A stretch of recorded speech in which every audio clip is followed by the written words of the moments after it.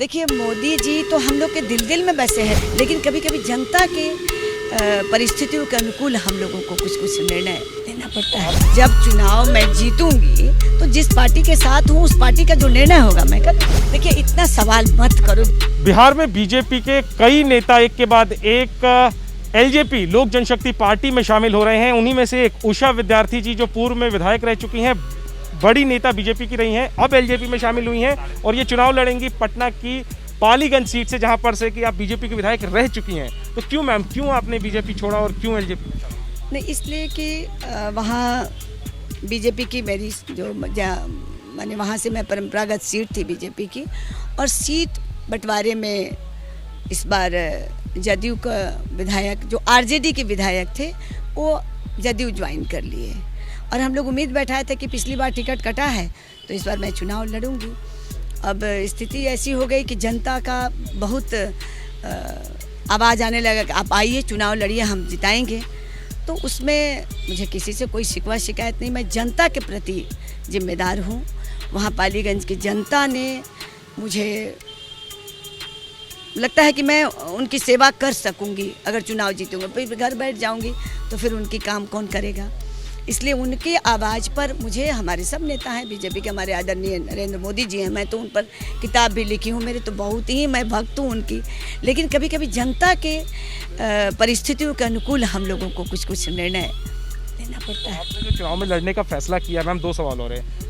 LJP की ticket होगी, लेकिन पीछे आपके जो लोग होंगे क्षेत्र में, वो क्या वही बीजेपी परिवार होगा आपका जिसकी आप नेता रही? हाँ, देखिए, बीजेपी परिवार होगा और आम भी सभी, मैंने कभी भी कोई जाति धर्म पार्टी, सभी पार्टी से, सभी लोगों से मेरा वहाँ बराबर का भाव बना रहा। उसी कारण मुझे हिम्मत हो रही है कि मैं वहाँ से चुनाव जीतूंगी और जा कर के वहाँ गरीब गुरबा, दलित, अति पिछड़ा, महादलित और सभी जाति धर्म के लोगों का मैं काम करते रही हूँ, और उसी आधार पर मैं उसी बीजेपी ऑर्गेनाइजेशन का भी साथ मिलेगा क्या? अब जरूर वो लोग सब मदद करेंगे, बिल्कुल। उनका गठबंधन तो जेडीयू से, सब मदद करेंगे। जनता देखिए, सब चुनाव में क्या मोदी जी की तस्वीर जरूर लगाएंगे, जरूर लगाएंगे। मोदी जी की तस्वीर वही लगा सकता है, एक सेकंड में, मोदी जी की तस्वीर वही लगा सकता है जो एनडीए। अब ये निर्णय होगा, अभी कल मैं नॉमिनेशन करूंगी और उसके बाद जो होगा निर्णय करूंगी मैं। मोदी जी के नाम पे काम पर आप वोट मांगेंगे? देखिए, मोदी जी तो हम लोग के दिल में बसे हैं। नरेंद्र मोदी जी ने जो महिलाओं के लिए, युवाओं के लिए, किसानों के लिए जो एक नया परिवर्तन किया है, जो बिल्कुल भारतवर्ष में एक नया माहौल बना दिया है, नया परिवर्तन किया है, उसको कैसे हम लोग भूल सकते हैं। बीजेपी का प्लान भी है कि बीजेपी के नेता नो, कोई ये भी प्लान नहीं है, ये जनता का डिमांड। चुनाव जीते तो क्या आप सपोर्ट करेंगे बीजेपी के? जब चुनाव मैं जीतूंगी तो जिस पार्टी के साथ हूँ उस पार्टी का जो निर्णय होगा मैं कर। जरा जाने दो। अगर पासवान जी आरजेडी के साथ गए तो आप लोग क्या करेंगे? देखिए, इतना सवाल मत करो, जीत के आने दो फिर सवाल। ऑल द बेस्ट उषा जी।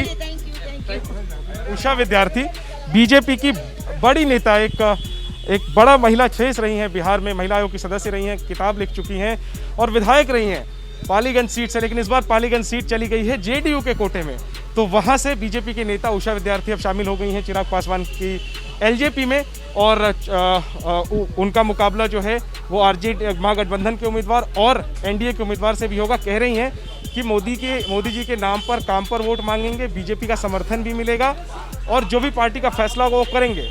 लेकिन क्या ये सब कुछ बीजेपी की एक रणनीति का हिस्सा है? इससे इनकार तो किया जा रहा है, लेकिन जिस तरीके से घटनाक्रम बिहार में बढ़ रहा है, जिस तरीके से बीजेपी के नेता एक के बाद एक शामिल हो रहे हैं एलजेपी में, इससे सवाल ये लगातार मजबूत हो रहा है कि एक के बाद एक बीजेपी के नेताओं के एलजेपी में शामिल होने और चुनाव में उतरने के पीछे रणनीति किसकी है, दिमाग किसका है। कैमरामैन अजय तिवारी के साथ Jainendra, ABP news, Patna. ABP news आपको रखे आगे।